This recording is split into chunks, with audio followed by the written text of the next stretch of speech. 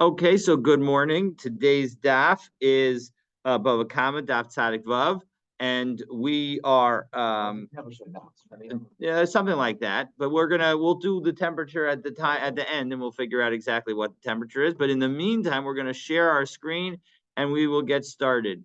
So we have been discussing the liability of a thief to his victim and the ownership of improvements that occur to a stolen item after they've been stolen. So if I were to steal your animal, let's say Mark has a sheep that he uses to grow wool on the sheep, and then he shears the sheep, and then he's got the wool and he sells the wool and he makes a nice living doing that. And I steal it, and maybe I fatten up the sheep, so now it grows more wool or something like that.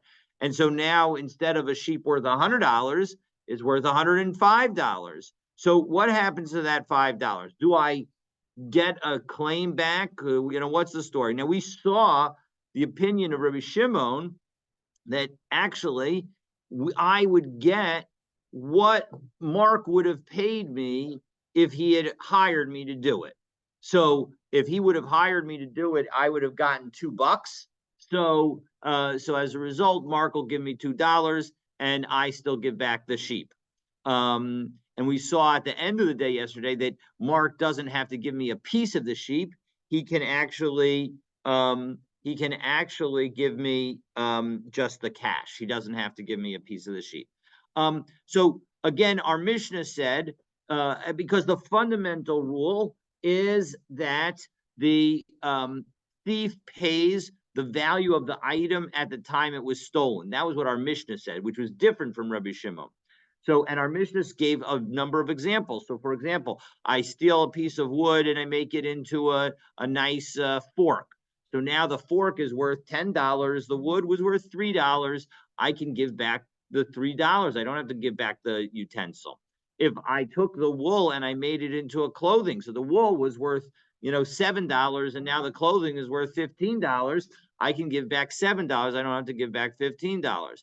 If if there was a pregnant cow and it gave birth, I can give back the cow, and then I can give the difference in the money, or I can give the value of a pregnant cow. I don't have to give the value of the cow and the baby. Similarly, a sheep that was ready to have its wool shorn, so that I can give back the value of that sheep, not the value of the sheep plus the wool. And then similarly, if the cow becomes pregnant after it was stolen, I can give back the value of the non-pregnant cow. And similarly, a sheep that has no wool, and then I grow the wool, I can give back the value of a sheep that has no wool on it. So as we pick up at the 2 dots on the second to last narrow line, we're going to discuss the related issue of what happens to purchasers of stolen goods. And we'll be looking at a couple of different cases. So, Amar Rava, again, second to last narrow line on Tzadik Vav Amud Aleph. Amar Rava, Rava says, Gazal v'hishbiach umachar. If I steal something and then I improve it and then I sell it, the Gazal v'hishbiach v'horish, or somebody steals and then improves it, and then they pass away, and then they leave it for their heirs. Masha hishbiach horish. What the improvement got inherited. I'm sorry, Masha hishbiach machar, Masha hishbiach horish. That it was improved was sold, and what was improved was inherited. So the point is, and why is this? It's because when I improved it, we're talking about an improvement that changed the underlying item. I changed the underlying item. It's no longer just a cow, it's a pregnant cow. And so as a result, because I've improved it, and now I've sold it. So we have both a change in the item and a change in possession. And so as a result, it becomes the purchaser's product. So Rava asked, Hishbiach lokeach mahu. What if the improvement happened after the sale? So again, I steal Mark's cow, I sell Mark's cow to Stan. Stan now impregnates, enables the cow to become pregnant, And so as a result, what's the story? Do we say that because there's been a change in possession and a change in the item, the improvement belongs to Mark? Or is the cow, when it goes to, I mean, the improvement belongs to Stan? Or do we say, no, the cow has always belonged to Mark because the change didn't happen until I gave, until after Stan purchased it.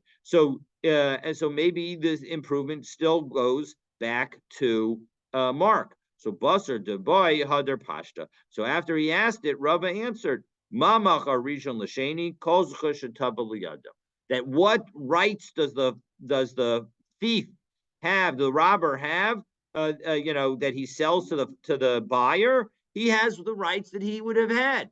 So if in fact I had done the process of impregnating the cow, and what would I get from Mark? Mark, as we said, if the impregnation of the cow is worth $10, so I would have gotten $3 or $4 or $5, either 1/4, 1/2, 1/3. I would have gotten a share of it. So too, but I don't get the whole thing. So too, according to this view, we would get that amount. And we can see this in Rashi, that this is going to be explained according to Rabbi Shimon. Kol zechus, the last line of the wide lines of Rashi at the top of the page, Tzadik Vav Amud Aleph. Kol zechus shetavel yado b'chi hechi de gazlan. And so if it was the thief, that he would have been able to take a half, a third, or a quarter of the benefit. Hachinami now as well. When the lokeach causes the value of the item to go up, shakel matzah o shalish o revia, he'll be able to take a half, a third, or a quarter. Ba'aliba de Rabbi Shimon, and this we're explaining this according to Rabbi Shimon. So Rava. So now Rava asks another question. Hishbiach ovid kolchavim. What if a non-Jew was involved here? Mahu. So Amar le Rav Acha medifti Ravina. So Rav Acha and Ravina were talking about this question, and they said, and Rav Acha said, listen, the fact that we're allowing the robber to keep something here is a benefit to the robber. Why would we ever do a benefit to a non-Jewish robber? We wouldn't do a benefit to a non-Jewish robber. We're trying to make it easier for the robber to be able to do tshuva, to repent, and so there's no reason to make it easier. Yes. Would that then even adjudicate a case with a non-Jew? Sure, if he was subject to a jurisdiction. Right, so obviously the non-Jew would need to sort of, in most places in the world, so the non-Jew is usually the dominant force. But if in fact this was in Israel and in a court system, then yes, of course we would. Yes, absolutely we'd be able to do that. So that's the question that Rav Acha asks. So Amar Le Ravina says, well, we can qualify. You make a great point. Let's qualify Rava's question. Rava doesn't mean that the non-Jew is the thief, but rather Amar Le lo tzricha kagon de zabnei liyisrael. Maybe the non-Jew was the thief and he sold it to a Jew. So as a result, now the question is does that Jew get the benefit of this takana? But but the bottom line is that when the Jew purchased it from the non-Jewish thief, all you can ever purchase from somebody are the rights that they have in the item. You cannot purchase rights that the seller doesn't own. And so if the seller, in this case the non-Jew, doesn't have any rights to special payments as a result of improvement of the item, so then the purchaser from that person won't have those rights either. So the Jew won't have those rights. So as a result, we come up with a second qualification. We're going to qualify it again, and we're going to say, no, lo tzricha gegon de gazel Yisrael v'zibna nehale v'hishpicha over kochavim. The Jew stole it, and now he sold it to the non-Jew. The non-Jew fattened it, v'hadar over kochavim v'zibna Yisrael, and now it went back to a Jew. So let's go through what happened. So a Jew stole it, and he would have the rights to a certain share of the benefit if he improves it, but he sells it to a non-Jew, and a non-Jew does those benefits. And now that non-Jew sells it to a Jew. So we have a Jew holding the product, the end product that has been an improved item.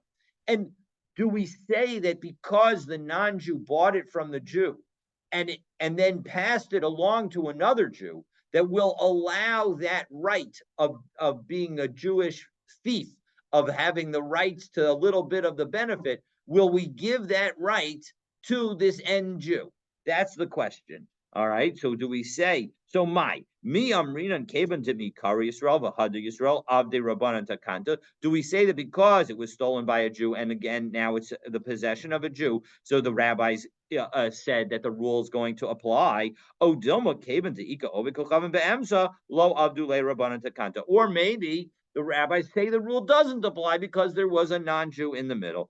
Teku. It is an unresolved question, and we are unable to answer this question. Okay, so that is the conclusion, and we move on to the next discussion. Now, the next discussion is going to cover what constitutes a change, and we're going to have numerous statements, first by Rav Papa, then by Rava, then we'll have some questions, then we'll have Rav Papa saying some more, but it's just a series of different things that constitute a change. And we'll see some fundamental rules that are associated with it. We're going to see that the name matters, the way it looks matters. So a number of, the permanency matters. Those are going to be three elements that we are going to see associated with it. So let's take a look. So Amar of Papa, Haiman de Guzzle Dikla Mechavre the Cutle. If you steal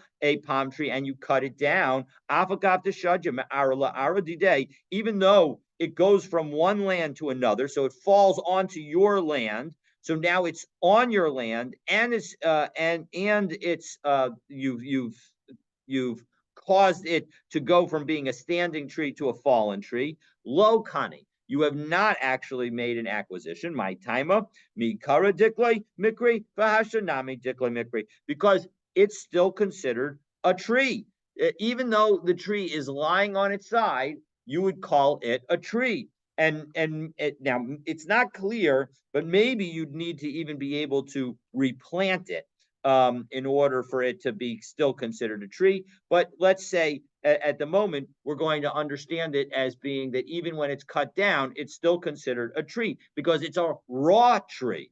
Now, dikleva oven gube low cunning. Now, if you take that tree and you make it into logs, so you cut it down from a long thing, it's still not going to be low kani. You're still not going to acquire it because hashtamias gube de dikla mikri, because you would still call it palm tree logs. It would still have the name palm tree on it. And fundamentally, although it's now in pieces, pieces are not considered, apparently, pieces of a whole are not considered different from the underlying item. So, gube ba'avdinu dure, a cunning. Now, if you take them and you go them from logs into beams, so now it no longer has the outside appearance of bark and all the rest. So you've turned it from a tree from a log into a beam. So then you have acquired it because now it is a different item. Kashure rav rave, va'avdinu kashure zutre lo kani. Now, what if you change it if you shorten the beams, right? You have long beams and you cut them down. Well, the same principle applies. They were beams before, they're beams now. They may be a different size, but that's not enough of a change. And so as a result, that is going to be something different. So abdinu kitsutsiata, but if you turn them into boards, so you thin them even more, Mark, it would be great if you could go downstairs. That's amazing. If you turn them into boards, so then you do acquire it. So again, we see that there needs to be a permanency and a difference in appearance. Those two things, and a difference in name. If we have all three of those things, it seems clear that you are going to acquire the item. So Amar Rava. So now Rava talks about a few things. Haiman de gazoluliva v'avdinu hutse kani. If you take a lulav and you rip off all of the leaves of the lulav, so you've now changed the lulav from being the thing that we call a stalk. Excellent, thank you for that word. A stalk with all the leaves attached, and you now turn it into a bunch of separate leaves. You have changed the item, and frankly, we'll see later that if you take a kosher lulav and you make it not kosher, that is going to be also sufficient to change it. Now, of course, if you were to take off all the leaves of a lulav stalk, you would have created a non-kosher lulav. But the way I'm going to understand this at the moment is that even if you were to acquire if you were to just take off one leaf, that single leaf has now changed its name from being part of the lulav to being a single leaf. And so that leaf you will have changed, and that would be a sufficient change to make an acquisition. If you take a leaf off, but you still have the stalk, unless you take the middle leaf, which is very hard to do, only that one. If you take a leaf off one of the edges, it's totally fine. Yes. If you have a kosher lulav to begin with, and you take one leaf off of one of the ends, the truth is that the lulavim that we see often have had those ends have been trimmed. Exactly. That's exactly right. So 100%. Okay. So we've understood that if you change a stalk to a single leaf, and why is that? Because originally it was called a lulav. So we have, and of course, you also have a difference of appearance. We have a difference of appearance. You can't go back. Okay, we're going to see that that's going to be an important thing as well. And it's called something different. So we've got all three differences. So hutzi v'avdinu chufya kani. If you take those leaves and you make them into a broom, so that you essentially, I think it's attaching on them all together. Uh, um,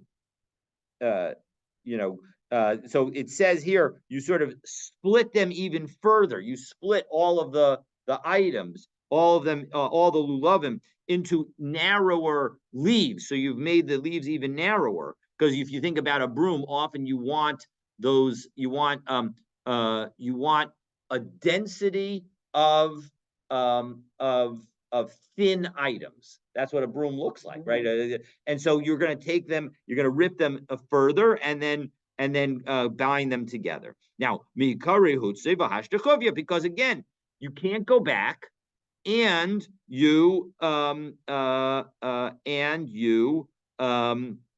and it's got a different name, and it has a different appearance. So chufya v'avde sharshura lokani. But if you have a broom, if you have all of those narrow leaves that you've ripped in half, essentially lengthwise, and now you take them and you make them into a rope, that is not enough to acquire them. My time, but why not? Because the hadar sater like v'havei chufya. Because if you untie it, it goes back to being a broom. So that's the issue. And by the way, when I say that, the way I'm understanding this is, if you is when I think of a broom here, I'm really thinking of a hand, a little broom that you would hold with your hand, not with like a big stick attached. Yeah, exactly. The pilgrims have often there's the big stick that's attached to it. So I'm thinking that it's referring here just to the bottom of the broom, yes, exactly, but we're just referring now to the bottom of the broom, the piece that does the sweeping itself. So it's almost like a hand broom that you would hold and just sweep, maybe sweep the table with. So my time again, what's the reason? Because again, you can untie it and it goes back to being that kind of broom. So by Rav Papa asked, mahu. What's the story if we take the tiyomis? The tiyomis, it refers to it literally means twin leaf, but it refers to the central core leaf of a of a lulav. Now, it's not completely clear why it's called um, a double leaf. It may be that actually one of the aspects we'll see in a moment uh, of a kosher lulav is that that leaf be a single point at the top and not split into two. And so that's actually one of the key elements that you want to look at in the lulav when you choose a lulav, and we'll see that in a moment, that we don't want that middle leaf at the very top to actually have a split in it and to end up with 2 points. And it could be that it's called tu'umin because over time that leaf does split and it splits into two halves that separate. And so as a result, but here we're asking the question, what if you have a lulav with a single point at the top and now you split it into two? Now you don't split it and break the whole lulav into two, but you just split that one middle leaf into two. So Tashma, let's come and take a listen from the following statement. The Amar Rabbi Masan, Amar Rabbi Yeshua ben Levi, Nitla Hatziyomis Puzzle. If you cut off that top, it's puzzle. So any lulav, if you're missing the top to the lulav, that is not good. Okay, that's clear. So my lav huadin. Now I might have thought if that was the statement that the same rule would apply, that it would be not kosher as well. And what's the implication of that? My lav huadin lenechlika. Take a look at the top Rashi. We're now on Sadik Vavam Abet. The kaven de le'inyan psul mifsal. Since when it comes to the kashrus of the lulav, we say that it's puzzle le'inyan makna when it comes to being kona it namay shinahu v'kani. We'll say that this is a kind of difference that makes it kosher because let's take a look. It's got a different appearance. It can't go back, and it's called a different thing. You wouldn't call it you can't call it a kosher lulav. It's a non-kosher lulav. So we got all three elements. So low, maybe not. Nitla shiny, maybe removal is different to hachasar lav because now the lulav is missing something, and maybe being split is not the same thing. But ikad amri, and this is key for our halachot of lulav, tashma, because there are some who say the Amar Rabbi Masan, Amar Rabbi Yeshua ben Levi, that the statement of Rabbi Masan in the name of Rabbi Yeshua ben Levi was not about the fact that a twin leaf was cut off, but that actually, if it's split, it's not kosher. And so shmamina, then from that, we would be able to learn. And so as a result, now we see that there's a real issue that when you're picking your lulav, one of the key things you want to, the first and most important thing to do with a lulav is to look to see, hey, is the top, if I look up the spine and I go all the way to the top, is that top leaf a one, or does it split in half? And if it splits in half, you should try and choose a different lulav. If it doesn't split in half, if it's 1 point, then you can look at other things. Is it nice and straight? Is it all wonderful? But that's the thing you should look at first, as my understanding. So that is that. So now again, we go back to more changes. Amar of Papa, and now we're going to highlight the concept of changes being permanent. Haman de Guzzle Afra Mechavreva of de Levinta, if you actually take a earth from somebody, you steal earth from somebody, and now you turn that earth into a brick. Low Kani, you have not made an acquisition because my time at the Hadar Mishabi lay Afra, because it's very easy, at least the bricks in those days, to turn those bricks back into earth. You just add water, presumably. Levinta, the Avde Afra, Kani. However, if you took a made brick and you turned it into earth, that is an acquisition. Now you might ask, my Amrad, Dilma Hadar Va'avid Levinta. 1 second, well, maybe you can turn it back into a brick. Well, that's true, but Halavinta Akritihu, that would be a completely different brick. And so as a result, Ufanim Chadash's Baulukan, and that's something new. And so as a result, even when you can turn something back into something, we're going to differentiate between undifferentiated items and differentiated items. If you turn something into something like, if you turn earth into brick, Well, because the brick can go back into earth, and earth is just earth, no matter what kind of earth it is, it doesn't make a difference whether it was a brick before or not a brick before. It's just earth. So as a result, that's called returning it to it the way it was, and that won't be an acquisition. However, on the other hand, when you turn a brick into earth, yes, you could turn it back into a brick, but every brick is unique, and bricks are different. And so as a result, the brick that you have now is not the brick that was before. And so as a result, we're not going to say that that's a situation where you can turn it back.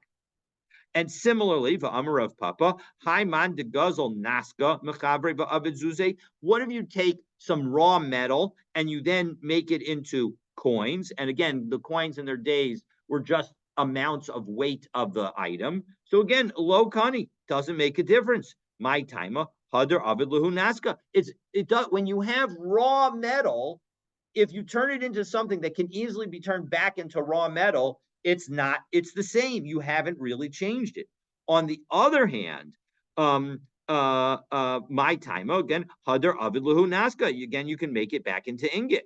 However, Zuze Avdinu Niska Kani. But again, if you had coins and you made it into ingot, well, then again, you did acquire it. And my Amra Hadar Avid Lahu Zuze, you can make it into coins again. No, again, Panim Chadashas Kan.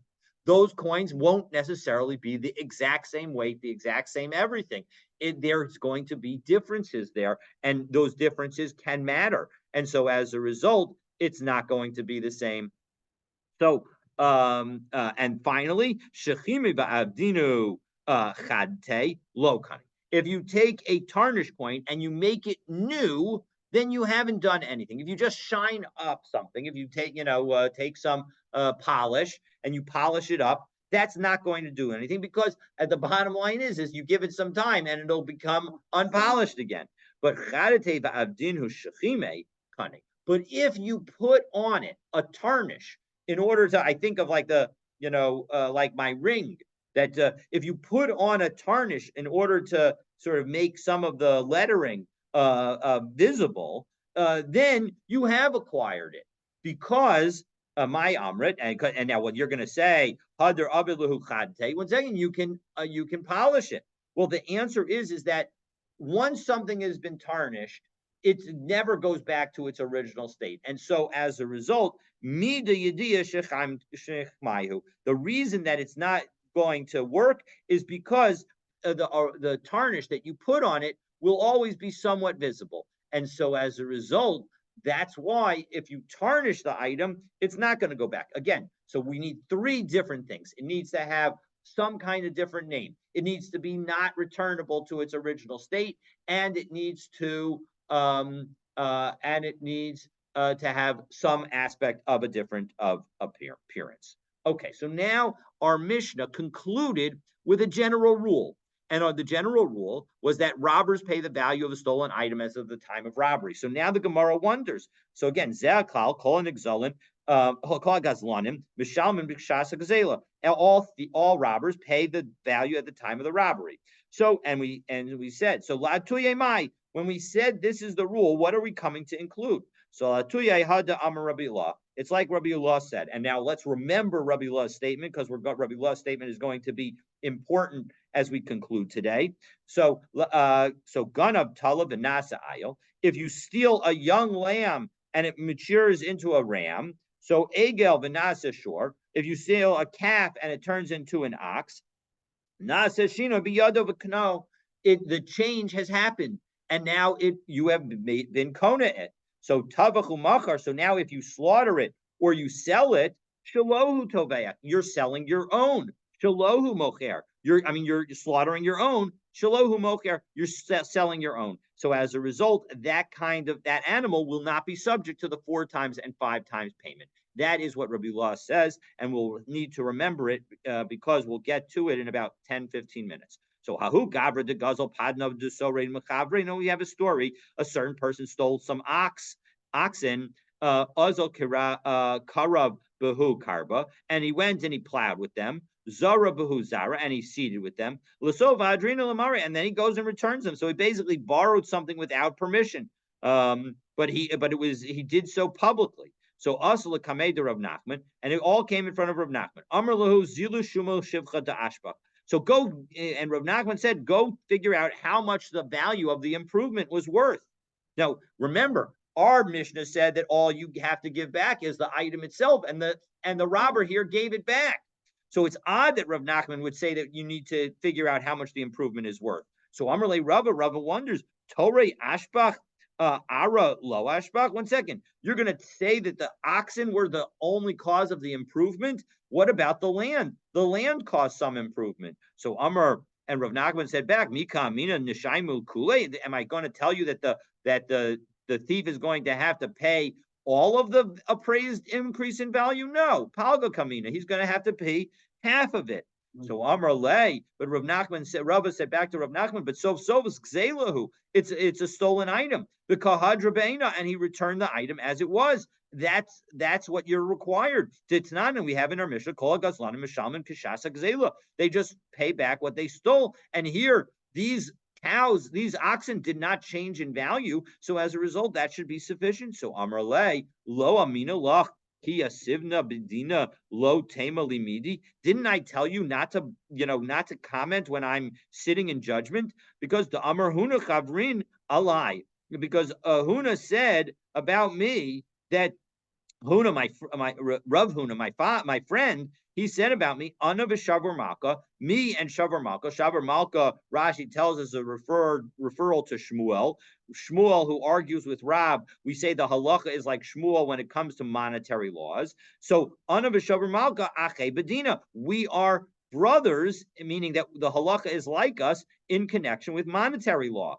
And so why is it that I did all of this? Because Hi Inish Gazlana Atikahu. This is somebody who has robbed people regularly. And so as a result, we need to penalize him. So yes, in fact, the halacha is that if you go and you take somebody's oxen and you plow your field with it and you seed your field with them and then you return them and they have not changed in any value and you haven't caused any loss to the other person, you might say that you have done your full responsibility. If that's the kind of person that you are and you do it on a regular basis, the court should penalize you and force you to pay some value to the owner of the animals. Because after all, you should rent the animals from the owner. You shouldn't just take them without permission. So let's go on to the next Mishnah, which continues the concept of items that changed. Guzzle behema v'hizkina, avadim v'hizkinu. If you steal an animal and it gets old, or slaves and they get old, mishalim shishas hagzela, you pay back their original value. If they went down in value, you're going to have to give back the proper amount. Rabbi Meir says, no, but avadim omer lo hareshal chalafanah. When it comes to slaves, we're going to pay back what they have. And why? Rashi tells us, first Rashi on the Mishnah, the karka dummy, because slaves are comparable to earth, to land. And they don't change possession. They are still in the possession of the original owner. And so as a result, even as they change in their physical appearance, that's not a change that changes their possession. So as a result, you can give it back the original item. So gazel matbeya v'nistak, if you steal a coin and it breaks, peiros v'hirkinvu, if you steal fruit and they rot, yain v'hechmitz, wine and it becomes vinegar, mishalim b'kishas hagzela. You have to pay back the amount of that it was stolen. You have to pay back the original value. However, if however the coin didn't change, but the currency of the particular jurisdiction changed, and so now this currency is no longer valid. Truma in mace, you stole truma and it became tameh. So again, the item didn't change, but it's no longer worth any because now it's got to be burned. Chametz v'avar Pesach, you stole chametz and Pesach passed. And so now the chametz is not allowed to be benefited from, but it's still the same chametz. If you have an animal and some sin was performed with it, namely bestiality, or some disqualification, you exchange it for a dog or for the payment for a prostitute. So then all of those things, or the animal gored something, so now it's subject to the death penalty. In all of those cases, Omer Lo, the robber can say, Harei shalcha lefanecha. Even though those items are now worthless, we're going to say that you can say that here's what I stole, you can take it back. Amar of Papa, lo is kinu, his kinu mamish. When we say that the animal aged, we don't mean that it literally aged, meaning it could refer to other changes. Elafilu kakasha, even if it became lean and less valuable for other reasons. Well, 1 second. Why did we specifically say that the animal aged? No, because kakasha could go in his kina. We're saying that we're talking about where it became old in the sense that it became lean in the sense like it aged. Delo hadar barya, that it's not going to go back. Just as an animal that aged is not going to become young again, so too, if the animal became lean and not so healthy, if it's not going to get its health back, so then that would be the kind of reduction in value that would constitute a change, and you would have to pay back the original value, not the item. So Amrle, and it would not be sufficient to give back the item. Amrle Mar Kashisha, Breder of Chistel Rav Ashi. So Mar Kashisha asks, Hachi Kamre Mishmei de Rabbi Yochanan. This was said in the name of Rabbi Yochanan. Afilu ganav talav v'nasa ay. Now again, remember what we said a few moments ago. If I steal a lamb and it turns into a ram, egel v'nasa shor, nasa shino b'yada ukno. There has been a change in the robber's possession, and he has acquired it. And therefore, tabachu makar, if in fact he slaughters it or sells it, shalohu tovech, he's slaughtering his own. Shalohu moker, he's selling his own. Amar le. So Rav Ashi says to Mar Kashisha, Lava minalak, didn't I tell you, lo tachliv gavri, don't change the authors of rulings? Because who was the one who taught this? Ahu mashmei de Rabbi Ilah itmar. This was taught in the name of Rabbi Ilah, because that's in fact what we saw 5 to 10 minutes ago. We saw this exact statement in the name of Rabbi Ilah, and so now Rav Ashi is clarifying for Mar Kashisha that you should use the name Rabbi Ilah with respect to that statement. So last piece. So Rabbi Meir Omer, Ba'avadim Omer Lo Harei Shalcha Lefanecha. When it comes to slaves, the Rabbi Meir says that you can say what's yours is in front of you. So Amar Rav Chanina bar Avdimi Amar Rav. Rav said halacha Rabbi Meir, that the halacha is like Rabbi Meir. Now 1 second. Barav Shavik Rabbanan va'avid Rabbi Meir. How could Rav leave aside the rabbis who are the Tanakama and hold like Rabbi Meir? So Amri Mishum de Braisa Ipchatanya, because there's a Braisa that says it that way. Well, second, Rav Shavik Masnizin va'avid Kabraisa. Why should Rav leave our Mishnah to the side and follow the Braisa? So Rav Masnizin Nami Ipchatani. No, Rav also learned our Mishnah in the opposite way. Meaning that Rav learned the Mishnah, as we have seen on yesterday's daf. Rav learned the Mishnah as Rabbi Meir saying that you can give back that you have to pay back the original value, and it was the Chachamim who said that when it came to slaves, you can give back the original slave. So umay taima the Rav the apek masnisin mikamei de Brisa. So why did Rav reverse the Mishnah as a result of the Brisa? Adarabba, Nebach the Brisa mikamei de masnisin. Let him reverse the Brisa instead of the Mishnah. So Amre Rav Nami Masnisin Ibcha Asnei. No, the point is that when he taught the Mishnah, he taught it the opposite way. He had a language in the Mishnah that was opposite the one that we have. The Ibayasem, or alternatively, you can say Kilo Apich. Where did he not reverse why did he not reverse the text of the Brisa and instead reverse the text of the Mishnah? Because Chada Mikame Chada.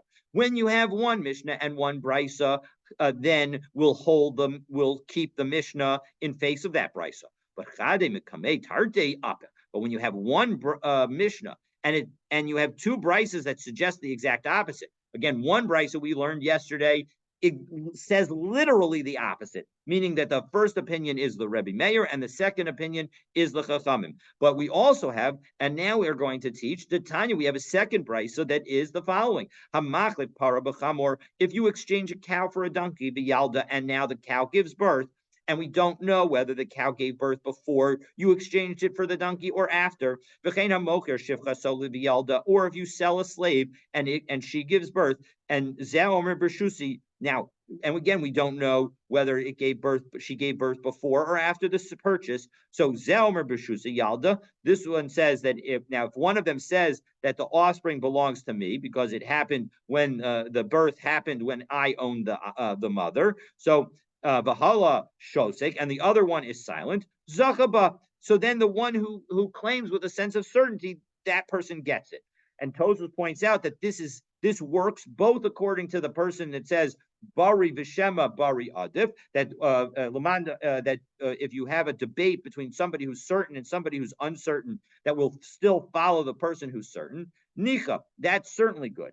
And Ulamanda Amar Lo Bari Adif, and one of those says that no, that we won't even follow that even when you have Bari and Shema, we don't say that Bari is better. He would say that this Gemara is specifically saying that the other person is silent because we say that in Judaism in general, we say silence is assent. And so as a result, the silence recognizes that the other person's statement is accurate. Both of them say they don't know, Yachloku. Well, then they'll divide it. Zelmer Bershusi, the Zelmer Bershusi, if they both say that that it gave birth while it was in my possession, well then Yishavaha Mocher Bershuso Yalda. Then the person who did the selling will swear that it was in his possession when the baby was born. Why? Because whenever you have any kind of biblical oath, nishban v'lo mishalmin, that oath is about swearing and not paying. When we have other oaths where we swear and take, those oaths are rabbinic. Divrei Rebbe Meir. And all of that is according to Rebbe Meir. And most importantly, Rebbe Meir says that this applies even in connection with a slave.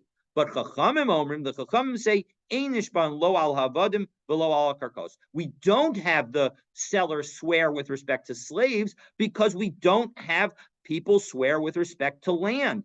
And so that shows that the Chachamim say that land and slaves are similar because whereas Rebbe Meir says that land and slaves are not.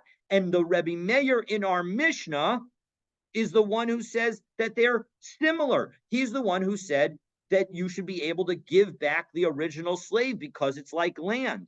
So all right, so as a result, we now have two brises that show that really our opinions in our Mishnah should be reversed. So hi halacha ka Rabbi Meir. Well, one second. Why did Rav say that the halacha is like Rabbi Meir? Halacha ka Rabbi Mibaile. He should have said that the halacha is like the rabbis and we have to switch the opinions. So Haki Kamar, that's not a problem because this is what Rabbi Meir, this is what Rav was saying. That which we have, that we've changed the opinions, and you've got the teaching it the other way. So then halacha ka Rabbi Meir. Halacha is like Rabbi Meir according to the version that you have taught. And so with that, we'll finish for today. And so, whoops, I forgot to scroll just a little. But now, by saying that the halacha is like Rabbi Meir in our Mishnah, Rav is saying that we make an exception for slaves, allowing the old slave to be given back because slaves are like land, which never leaves the possession of the owner. So tomorrow, the Gemara is going to point out that Rav does not always say that slaves are like land. So stay tuned to learn how the Gemara resolves the apparent inconsistency in Rav's rulings. So look forward to continuing our learning tomorrow. Have a wonderful, wonderful day.